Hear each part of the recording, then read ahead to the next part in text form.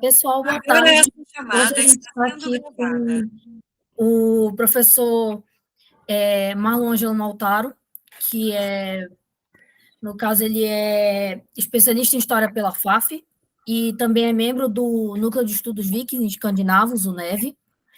Professor, seja muito bem-vindo aqui ao canal, o The Viking World. Eu queria começar perguntando como que você começou essa trajetória acadêmica e escolheu, né, pesquisar sobre a Era Viking, temas relacionados a esse período. Então, gostaria de agradecer pelo convite, né? É um prazer estar aqui. Eu comecei na graduação, né? Eu sempre tive interesse, na verdade, desde o ensino médio, pelo tema dos bárbaros em si, porque na minha época era muita pouca coisa produzida, principalmente em livros didáticos. E isso me chamou muito a atenção. Eu falei, putz, deve ter mais coisa em cima disso daí. E aí, no terceiro ano de faculdade, o professor Johnny foi dar aula para nós. E aí a gente começou a conversar que eu tinha interesse em fazer o meu TCC sobre os bárbaros, né? E aí ele me indicou os vikings, que também tinha muita pouca coisa, tinha muita imagem estereotipada e tal. E assim, engraçado que o professor Johnny, ele é daquela minha cidade, de União da Vitória, e eu conheci ele quando ele era pequeno, ele era amigo do meu tio, e eles vinham estudar na minha casa lá, ver as estrelas, estudar astronomia, e aí anos depois nós nos encontramos, e aí ele me trouxe todo o material que ele tinha, acho que ele foi um dos primeiros a começar a desenvolver sobre a temática viking aqui no Brasil, né? Bem legal. Não sabia que vocês se conheciam já de tempos assim, bem bacana. E, professor, para a gente iniciar, eu queria, né, começar assim um pouco pegando um pouco, né, do histórico de alguns trabalhos que você fez, por exemplo. Você tem um que é a trajetória do Deus Thor nas HQs, que é bem interessante. Queria, assim, que você desse uma perspectiva, quem seria, né, a figura, né, do Deus Thor e como que ele tem muito dessa representação nas histórias em quadrinhos, como que esse Deus ele foi sendo visto por essa mídia. Então, os primeiros trabalhos que eu comecei a fazer a respeito dos vikings foi exatamente sobre a questão da imagem estereotipada, né? E aí, consequentemente, entra o deus Thor, por toda aquela o elmo com asas, aquele visual, a indumentária romana com a indumentária moderna. E aí eu achei interessante começar a fazer algumas pesquisas, né? Então eu fiz alguns artigos, está para sair um livro sobre heróis HQ agora, e a temática é exatamente sobre o deus Thor. Então, fui começar a pesquisar desde a parte da mitologia, Tácito, né, que falava de Donar, até chegar ao Stan Lee, que modificou o deus para se transformar num super-herói, né, e aí hoje está o sucesso da temática viking, né, dentro da cultura pop. Ah, bem legal essa perspectiva do trabalho. De pegar, né, desde o início, então, do Deus Thor até essa perspectiva moderna que se tem, né, do Deus.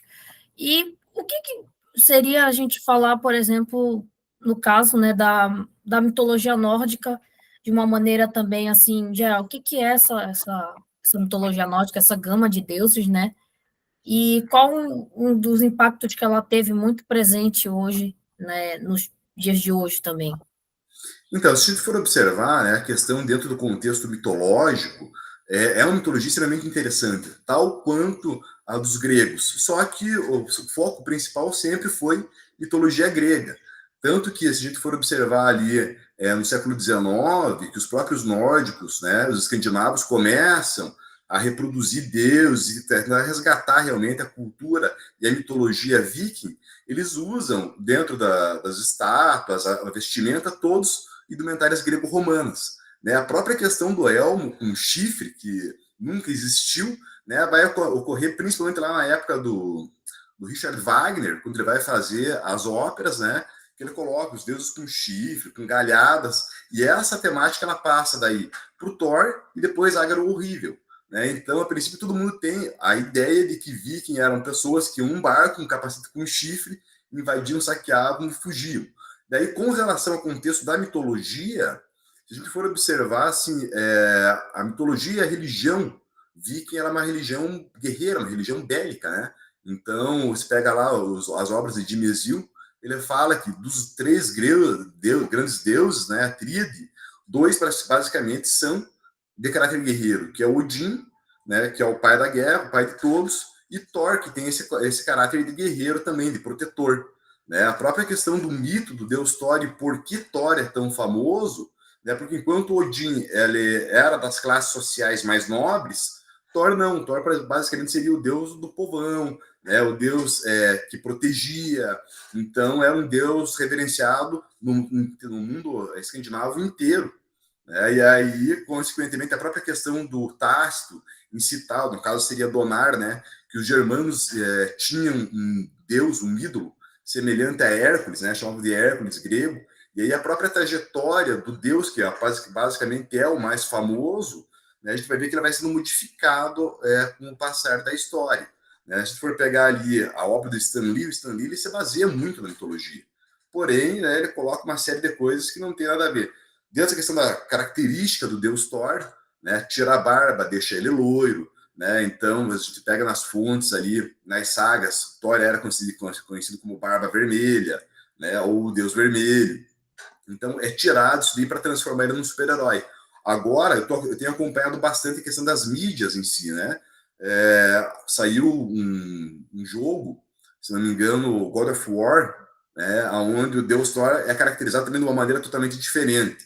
Mas também eu acredito que não corresponda com a imagem que está nas fontes. Né? No God of War está um Deus gordão, a questão da barba vermelha, sim, cabelo vermelho, sim, mas um Deus extremamente glutão. Não que Thor não fosse, né? Se você pega lá nas Edas, ele tinha um apetite insaciável, uma sede insaciável, e era um deus possuído pela fúria. Quando ele era invocado, ele não media esforços para proteger Midgard e Asgard, né?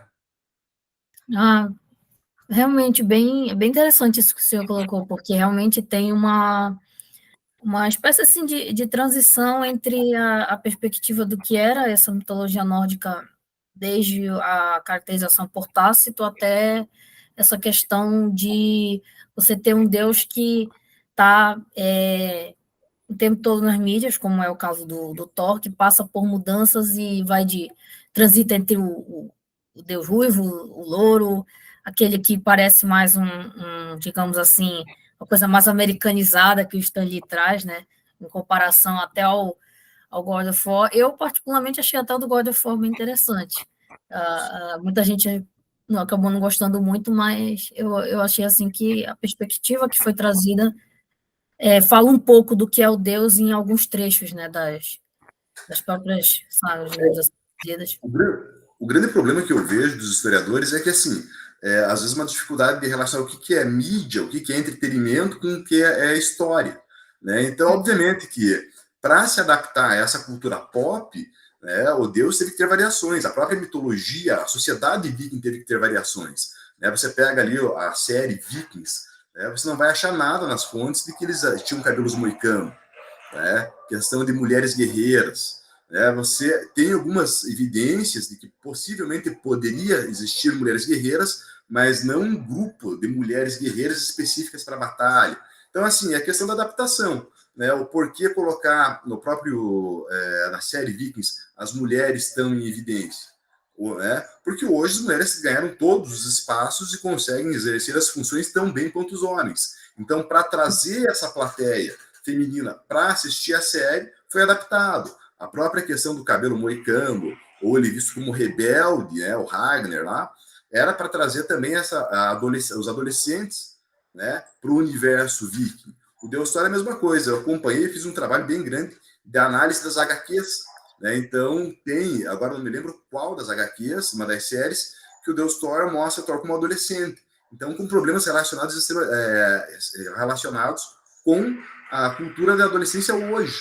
Né? Não, bem interessante. Eu gostei dessa sua colocação, dessa HQ em específico. Acho que deve ser bem bacana ver como é que é essa diferença. Não conhecia assim tanto essa que o senhor falou. E outra perspectiva que eu acho bem interessante, que o senhor já estava até comentando, é falar sobre mulheres guerreiras, né? O senhor teve um trabalho sobre a questão das mulheres guerreiras na Volsung Saga, né? Que depois inspirou o Richard Wagner e toda aquela questão das valquírias, da perspectiva da roupa para as óperas. O que é hoje a gente pensar a mulher guerreira na era viking? Porque a gente ainda tem fontes que ainda são escassas, há alguns achados que talvez possibilite ver que algumas mulheres chegaram a ir a viking, como a gente fala, né? Viking tem que ficar claro que é um ofício, uma profissão. Então, o que seria essa mulher guerreira naquele período? Se a gente for analisar o contexto da mulher em si, né, se for pensar em outras eras, as funções sociais elas eram bem definidas, né? Então, basicamente, em quase toda a sociedade mais primitiva, a função do homem era a caça, a guerra e o prover, né? Ou da mulher era o manter. Então, assim, que haviam mulheres que treinavam arte marcial, né, e que possivelmente foram para a guerra, isso acredita-se que é verídico, até porque pela quantidade de achados arqueológicos, né, com mulheres com elmo, com armas, ela está sendo cada vez maior. Mas a mulher em si, isso na minha visão, pelo que eu estudei, a mulher em si, ela se armar, formar batalhões de mulheres e ir para a guerra, isso não acontecia porque ia destituir ela da função social dela. Né? Então, se for ver assim, a nível da Europa, a mulher viu que ela tinha muita liberdade, né? E quando se contraía matrimônio, as chaves da fazenda era ela que administrava. Né? Então, eu acredito que sim, ela deveria ter um treinamento marcial, até porque o homem saía para comércio, incursões, enquanto ela ficava na casa. Então, é óbvio que ela deveria saber se defender, né? E principalmente por ser uma sociedade bélica.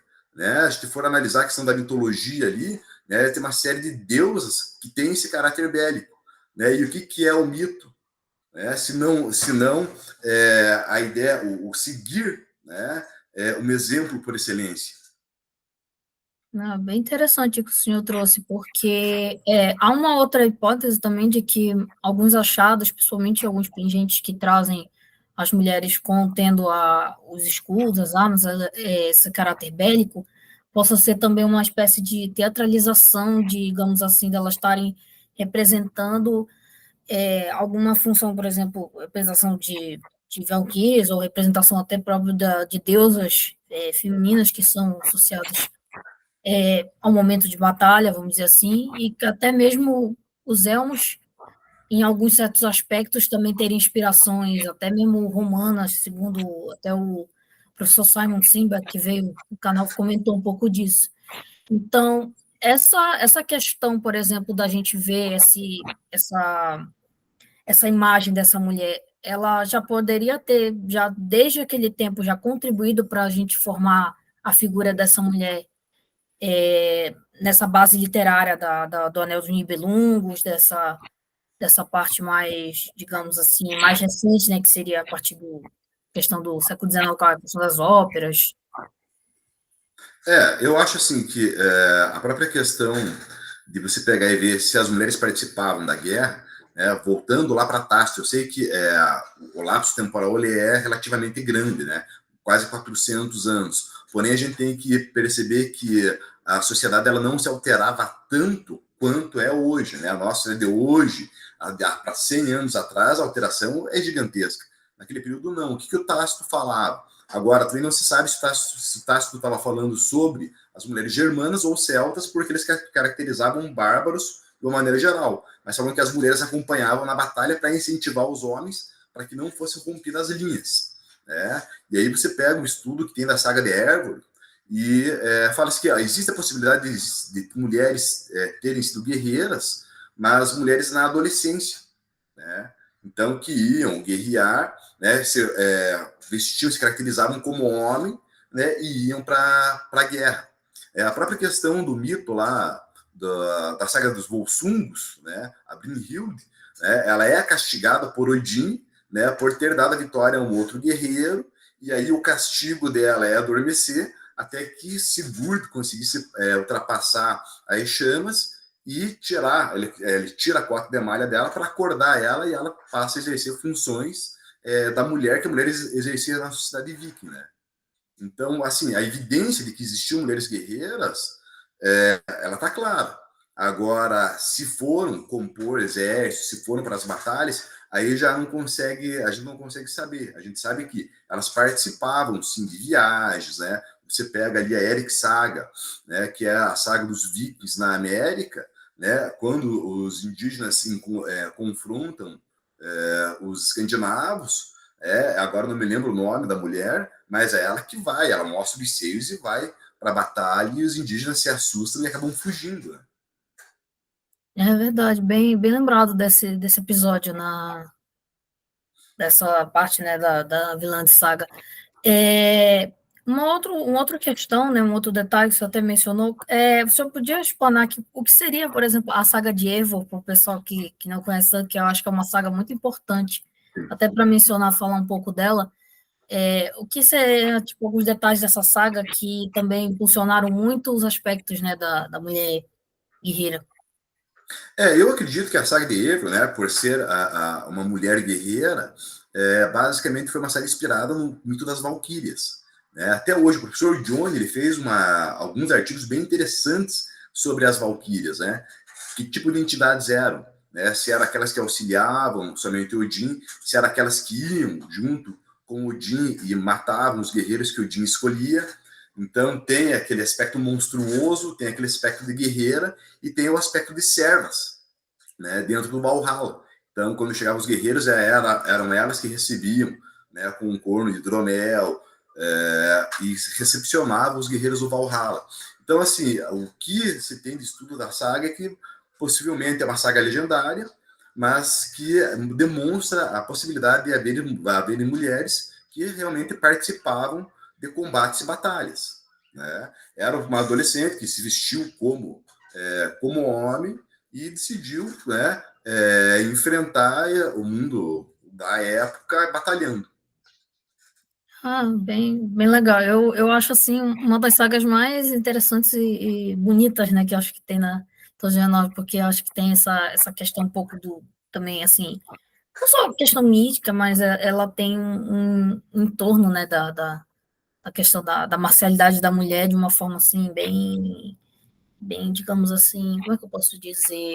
Uma coisa bem explorada, assim, de um jeito único, que eu acho que diferencia, né?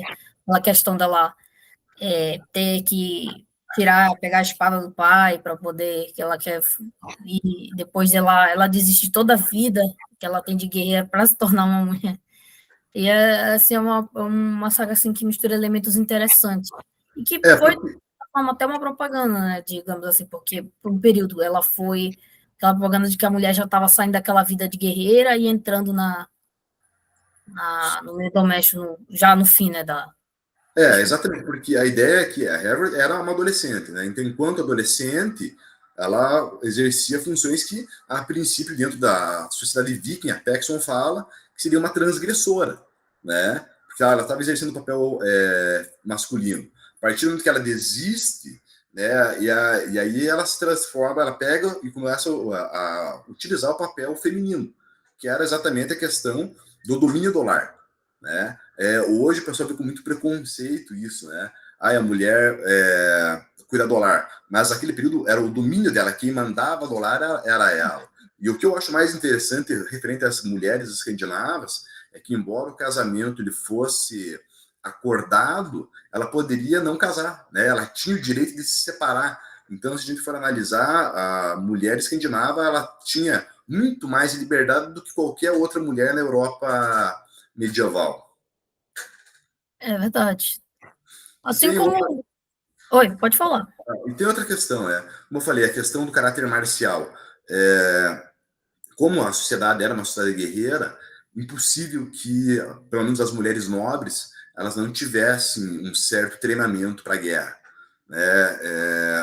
Eu, né, também sou professor de arte marcial, e aí, se for analisar a questão do confronto mesmo, né, como eram as guerras, no caso de batalhas, pela própria questão da força muscular do homem, era difícil que a mulher entrasse. Né, porque o homem tem mais força, mais capacidade pulmonar, mais capacidade muscular, mas a técnica para poder se defender, com certeza elas treinavam para conseguir se defender e muitas vezes participar dessas incursões. Ah, bem interessante essa análise, porque eu acho que muitas das vezes a gente coloca muita perspectiva, né, do que que a gente tem hoje de achar que a mulher ela consegue, de certa forma, lutar de igual a igual com um homem que muitas das vezes tem uma condição física muito mais elevada. Muitas vezes as pessoas pensam que né, fosse que nem na série Vikings, a Lagertha consegue derrotar trilhares de homens que têm o dobro do tamanho dela, ou até muito mais fortes, e eu acho que é um pouco dessa. Na verdade, uma inveracidade, né? É Nesse porque, fato. assim, se uma mulher que é treinada pegar uma pessoa que é leiga, né, com certeza ela vai derrotar. Agora, ali na série, né, nós estamos falando de guerreiros que ambos treinavam, ambos lutavam, e aí dificilmente conseguiria, né, derrotar essa quantidade de guerreiros que ela derrota. Né? Às vezes ela sozinha derrota 4, 5, né, guerreiros. É verdade. A gente tem agora também a representação, né, por falar na série Vikings, a gente tem agora a representação da Freydis, né, que é a nova personagem, meio que a nova Lagertha, que traz essa perspectiva, né, feminina da marcialidade.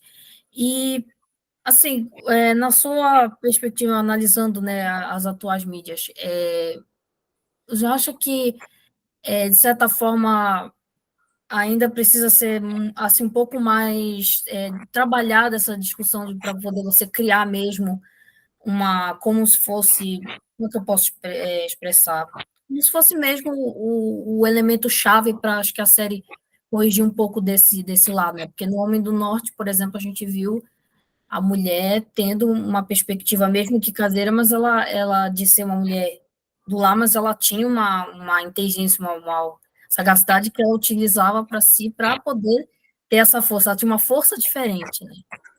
Então, na sua perspectiva, o que está faltando para as séries terem mais essa atenção, né, quando vai tratar dos personagens femininos?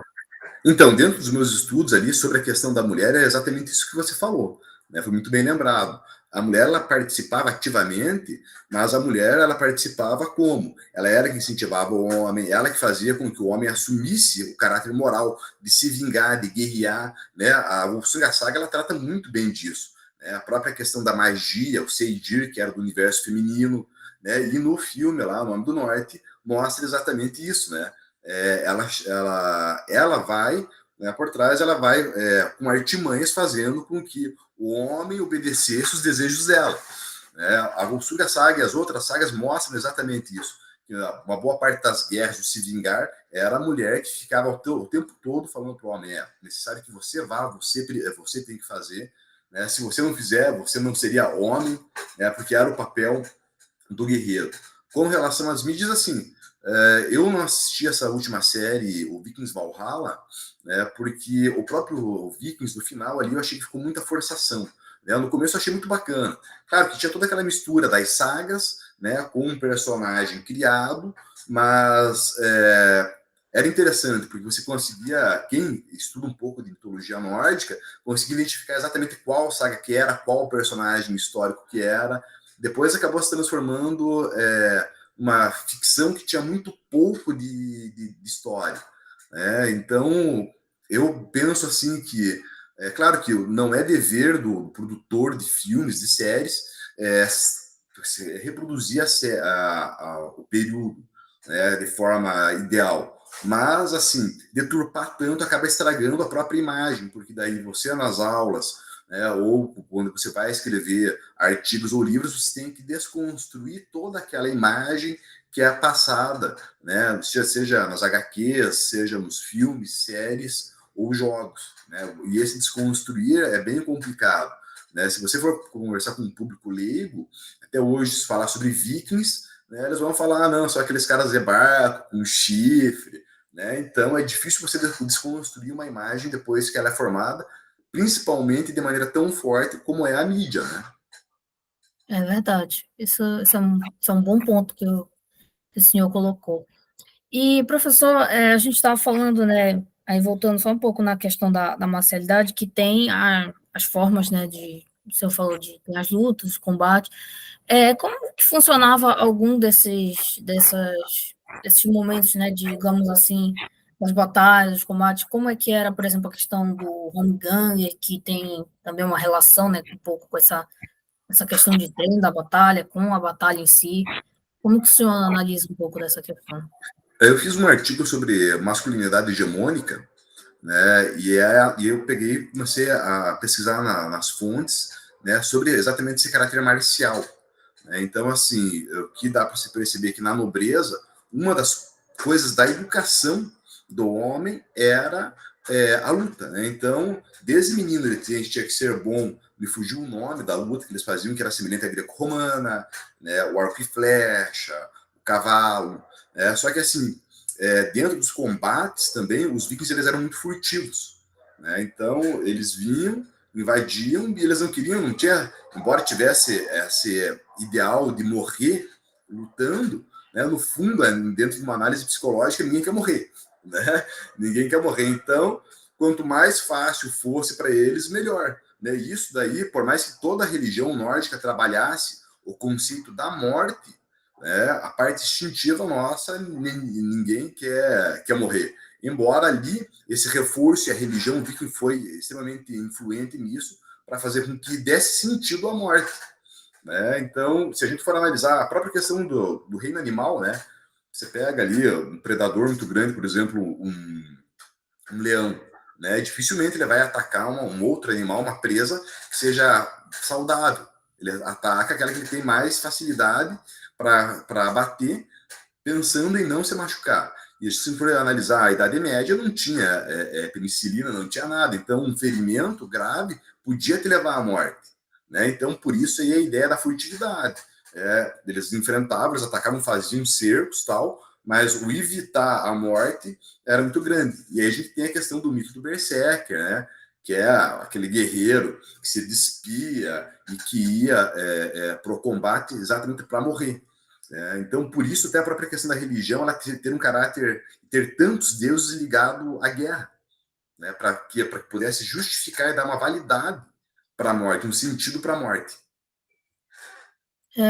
Isso é muito interessante, que é, inclusive o que eu ia lhe perguntar é justamente sobre essa questão, né, do Berserk e do Ulfhedna. Como é que era essa questão da preparação para incorporar o que era a crença de se tornar aquela coisa animalesca e pronto para a batalha? Então, hoje tem um debate muito grande, até hoje, né, sobre o que acontecia. Né? Alguns dizem que eles tomavam alucinógenos, né, encontraram uma espécie de cogumelos, mas eu acredito que não seria a questão do alucinógeno em si. Né? Seria a própria questão do rito, né? Quase que um rito como xamânico, para você entrar, incorporar um animal, e aí a questão da simbologia do animal também era muito forte, e entrava basicamente num estado de transe para guerrear. Né? E aí por isso que se fala do vestir a peles de urso, pele de lobo, né, para auxiliar nessa incorporação do animal. Basicamente seria como quase um estado de auto-hipnose.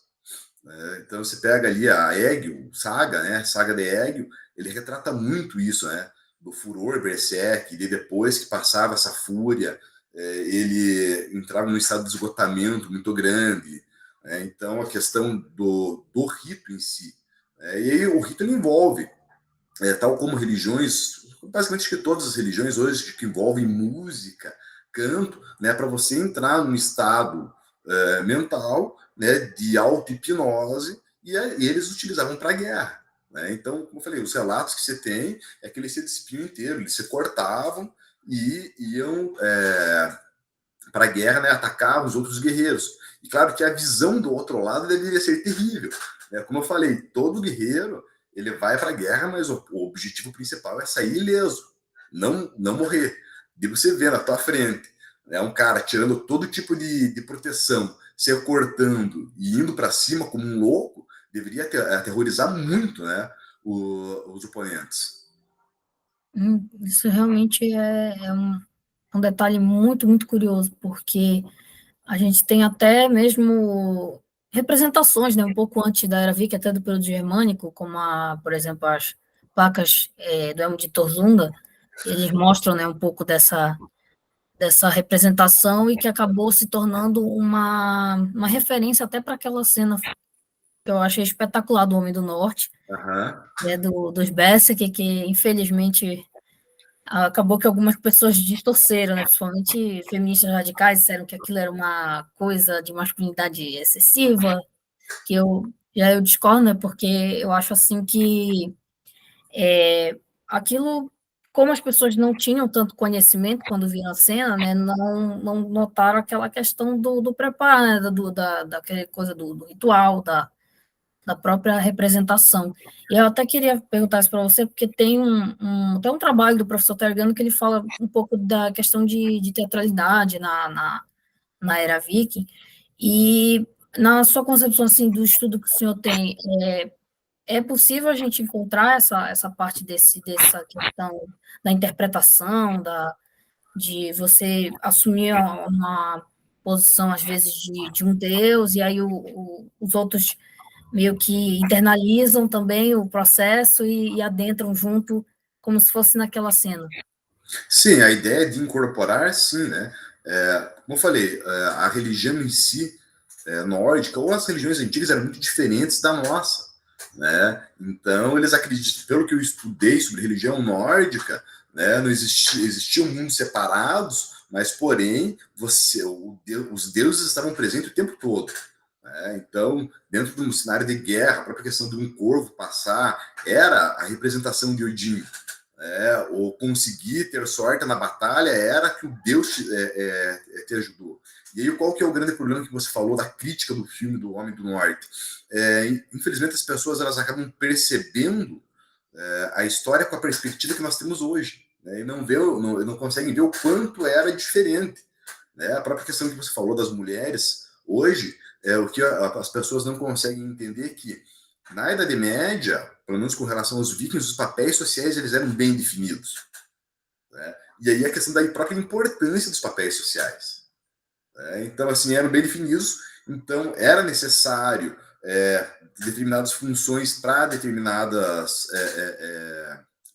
gêneros para fazer com que a sociedade se desenvolvesse, para fazer com que a sociedade fluísse harmoniosamente. Né? Eu tenho um artigo sobre a homossexualidade no período viking, né, que vai tratar exatamente sobre isso, né, sobre a questão da sexualidade.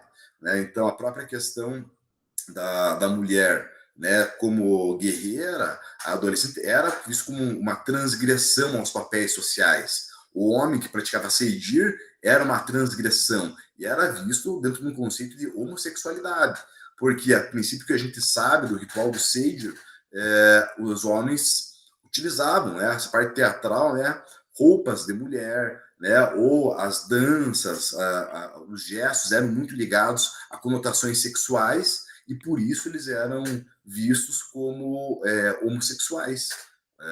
Não que houvesse a prática homossexual em si dentro dos rituais, isso a gente não sabe.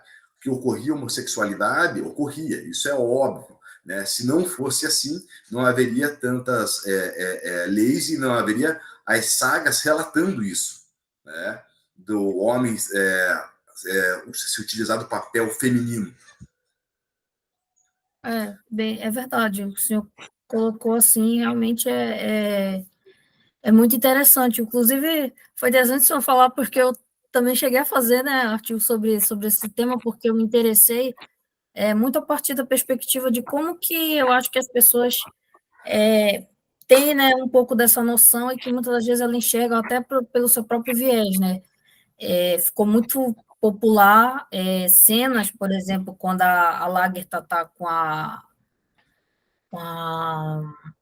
Esqueci o nome da personagem, não sei se é Asla o nome da personagem, alguma coisa assim, que elas duas têm um relacionamento, né? Então começou muito os portais a divulgarem que existiam vikings que eram gays, que eram lésbicas, botava termos atuais referentes ao passado. E aí eu comecei a perceber que não há um termo muito perto do que definir, né, de como que seria. A gente tem, às vezes, aquele termo ergue, que Isso. se refere a essa questão, né, do homem que é meio afeminado, mas que, na verdade, ele teria um outro sentido, para quem tem as práticas de magia feminina, no caso, o Odin é acusado de também da prática do Seide, que estava já o Locke, né, meio que confronta isso, e até isso que já que o senhor tocou, o que seria também a prática do Seide, né, para as pessoas me entenderem do que se trata essa magia, por que que ela ficou, né, associada a essa questão feminina. Então, você pega dentro das Edas, das sagas, né? É descrito que o Galdar seria a magia masculina e o Sage era a magia feminina. Então, as Sidiconas, ou Volvas, elas eram, até hoje não se sabe exatamente se elas eram bem-quistas ou mal-quistas na sociedade. Sabe-se que elas eram requisitadas em festas para prever o futuro, para lançar maldições, né? Então, a vestimenta delas, né, utilizavam uvas de pele de gato, sentava-se num trono um pouco mais alto, uma bancada mais alta, a questão do bastão da volva também. Então, elas eram chamadas nas festas para fazer sortilégios, para prever futuros, para conseguir fazer maldições também. Né? E aí a própria questão da metamorfose, o Sedir tem muito disso, né? E as sagas relatam isso, da metamorfose, da mulher se transformar em um animal, né? Baleia, lobo, ou fazer com que a própria saga a Volsunga Saga, né? Onde o Sigurd troca de aparência, como se não me engano é com Gunnar, né? Então tudo promete essa magia do Seidir, né? Então era uma magia mais ligada ao caráter, a esses caráteres, né? Proteção, maldição, né, e previsão do futuro, né, a própria questão das runas, né, então também não sobreviveu nada, por enquanto não se achou nada de runas para a sorte, da época, né, não se achou nada ainda de um conjunto de runas para adivinhação, mas as sagas relatam exatamente isso, né, ou a própria questão do sacrifício de animais para tentar ver o futuro, né, nas entranhas dos animais. Então, isso aí era o papel da Sindicona. Bem interessante.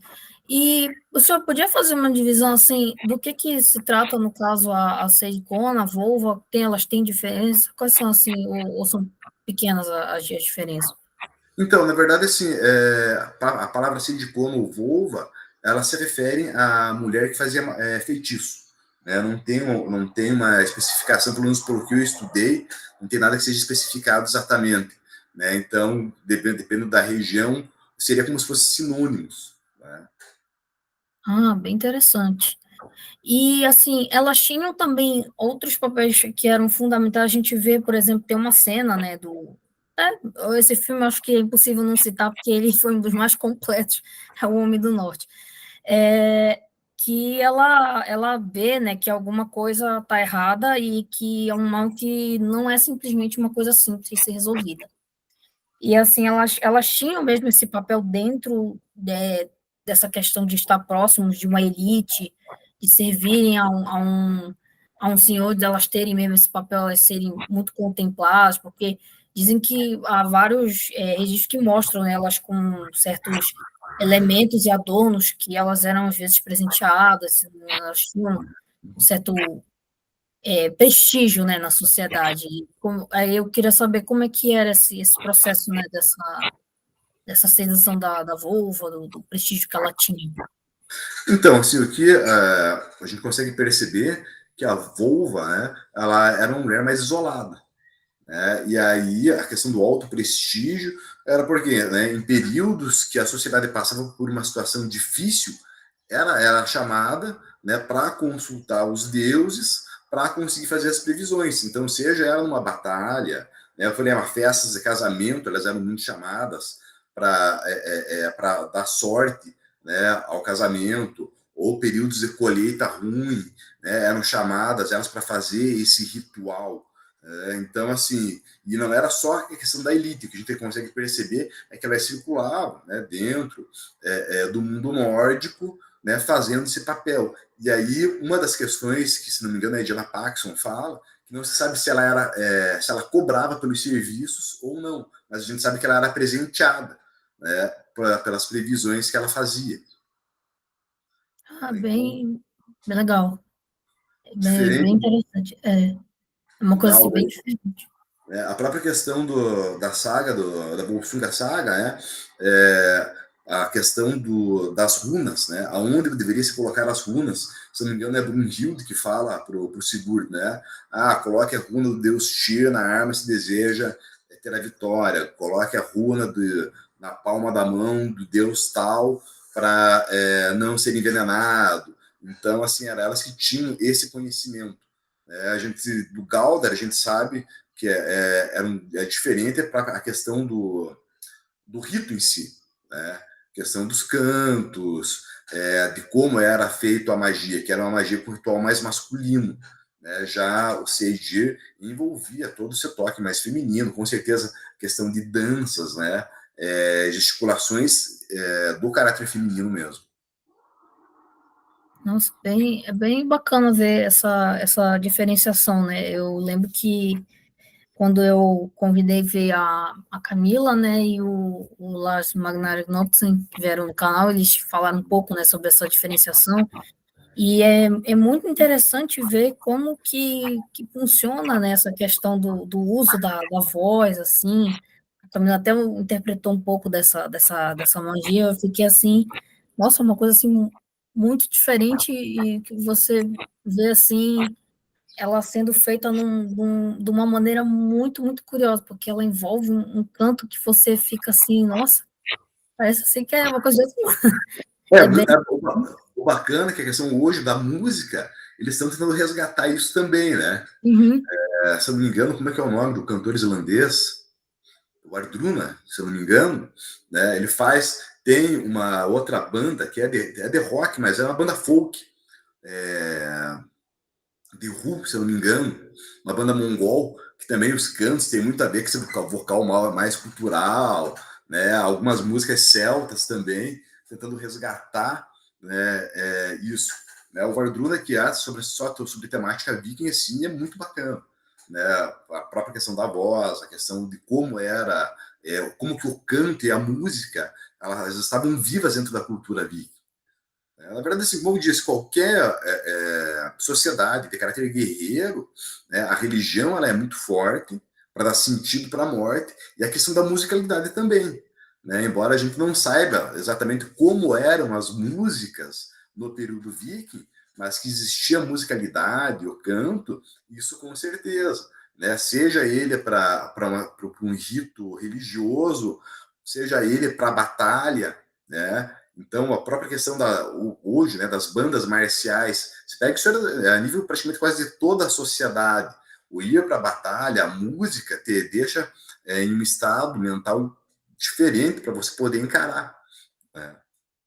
É verdade, essa perspectiva que o senhor trouxe, ela assim, é bem confirmada mesmo. Você tem aquela questão da música, realmente, na era viking, ainda tem poucos, né, detalhes, mas a gente sabe que tinha envolvimento de canto, até o próprio Ibn Fadlan comenta, né, um pouco sobre isso, que ele, particularmente, ele não gostou. Ele deixa bem claro que ele não foi muito com a praia de ouvir, né, essa questão, mas ele traz uma perspectiva muito, muito interessante sobre isso, sobre como era feito, né, esse processo durante a questão do rito no funeral, né, que ele presencia. E, professor, para a gente, no caso, assim, finalizar, eu queria perguntar para o senhor sobre uma questão muito interessante, que é no caso da a marcialidade nas deusas femininas da Era Viking. Como é que a gente pode analisar qual é a participação de Freya ou de algumas outras divindades que são mencionadas muitas das vezes na Edda ou nas sagas? Como é que funciona um pouco dessa estrutura? Então, né, vamos lembrar lá que os deuses eles eram divididos em Ases e Vanes, né? Então, os Ases tinham esse caráter marcial, e os Vanes já mais o caráter com relação à fertilidade. Então, assim, o que a gente consegue perceber, como eu te falei antes, né? A questão do conceito marcial está muito ligado dentro da cultura viking. Né, seja ela do caráter masculino, né, mas não exclusivamente do caráter masculino, do caráter feminino também, porque a gente vê a própria questão dos mitos, o mito das Valquírias, a própria Brynhilde, Hervor, né, que tem esse caráter marcial muito forte. Uma coisa que você falou, que eu gostaria de destacar, quando se fala do Fadlan, é interessante que a gente estudar a cidade viking, ela acaba sendo um desafio, porque ou você tem fontes do período romano, ou de alguns cristãos que viveram no período, ou os árabes, que eles conseguiram ver de fora como que era, e aí também a fonte está contaminada de críticas, né, que muitas vezes elas não são reais, né, mas assim, o perceber de fora porque era outra sociedade, né, então algumas coisas, como você comentou, o Fadlan achou horrível, né, e a outra perspectiva para você conseguir analisar a cultura viking é exatamente o período pós-vikings, onde são compiladas as sagas, que aí também, né, existe uma contaminação cristã. E hoje, né, graças a Deus, a arqueologia tem avançado muito, e a gente está conseguindo resgatar muita coisa. Mas a visão que se tinha dos vikings naquele período, então você pega as fontes, umas falam muito bem, né, de quem viveu no mesmo período, outras falam muito mal. A própria questão do Fadlano falando que a questão da higiene, né, ele depois mostra no filme 13º Guerreiro, eu acho um filme excelente, né, que ele vai ser baseado no Beowulf, daí no que o Fadlan narra, é escrito um livro, né, Devoradores de Mortos, e depois é feito o 13º Guerreiro. Então, todo ritual funerário, dele falar que as pessoas lavavam a cara, o cabelo, assoavam o nariz e passavam a mesma bacia, falando que eram povos porcos, que bebiam demais, que eram povos imundos. A própria questão do Tácito, né, em algumas partes, ele narra que eram povos sujos, que dormiam no meio do esterco.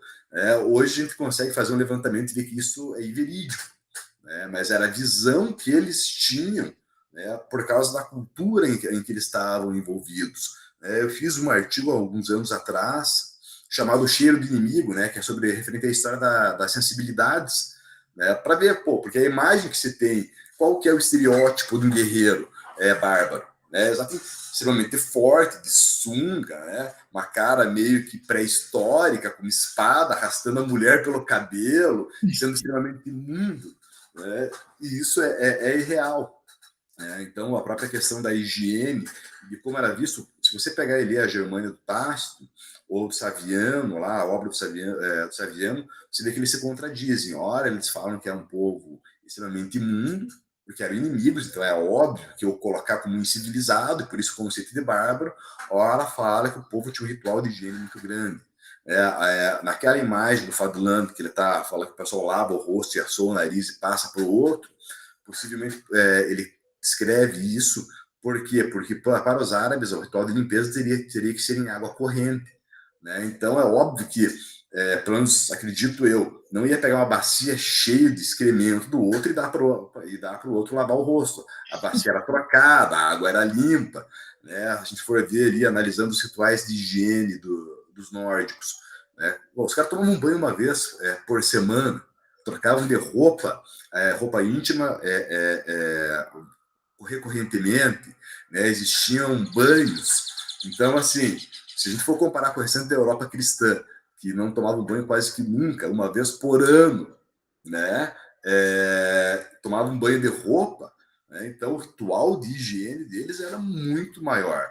A própria questão de utilização dos alimentos, madeiras odoríferas, né? Então não essa ideia de higiene que se tinha, que se tem, né? Sendo povos porcos sujos, é totalmente diferente. Claro que não tem como comparar, e quando o Tácito fala dos rituais de higiene, falavam que eram rituais nauseantes, não tem como se comparar os banhos, né, dos antigos germanos para os banhos romanos, né, que consistiam aqui 5, 6 etapas dos banhos, né, dos romanos. Então é óbvio de perceber como se fossem povos sujos. É verdade, muito bem lembrado, porque é uma coisa assim que realmente você tem inúmeras fontes e achados arqueológicos que já provam totalmente o contrário. Eu até, inclusive, tenho um amigo, né, que sabe recriar essas pecinhas, né, pedi para ele recriar esse kit de higiene. Você tem limpador de unha, você tem limpador de nariz, você tem coisa de ouvido, você tem um monte de coisinha, tudo assim, colocadinho, bonitinho. É bem é muito interessante como eles faziam. Eles tinham cuidado com a Bom, aparência. E é, assim, um cuidado bem detalhado. e isso também está ligado à questão de povos que são guerreiros, a questão da higiene. Né? Então, se for ver ali a ideia de eu morrer em batalha, mas eu ir, né, para um outro mundo, mas eu ir com a minha higiene em dia. Né? É só lembrar lá a própria questão dos espartanos, né? Quando eles vão lá para Termópilas, os caras estão tomando banho, se limpando, se exercitando. Os samurais, antes de ir para a batalha, eles deixavam a casa impecável, tomavam banho, colocavam a própria questão do kimono, a gente chama, né? Branco, né? Uma roupa branca, uma roupa limpa. Os vikings, né? A mesma coisa. Então, como a religião e a questão do caráter de você conviver tão perto com a morte, ela faz com que eu vou morrer, mas eu vou me apresentar, seja lá nos salões do Valhalla, de uma maneira digna.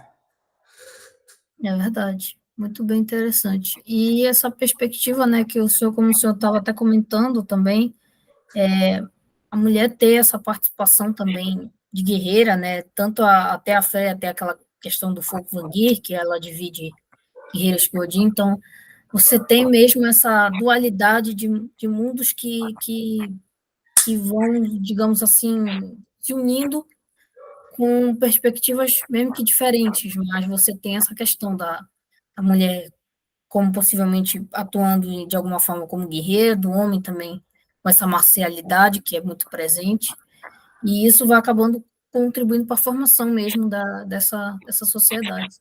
E principalmente para tirar esses falsos estereótipos, né, que você tem.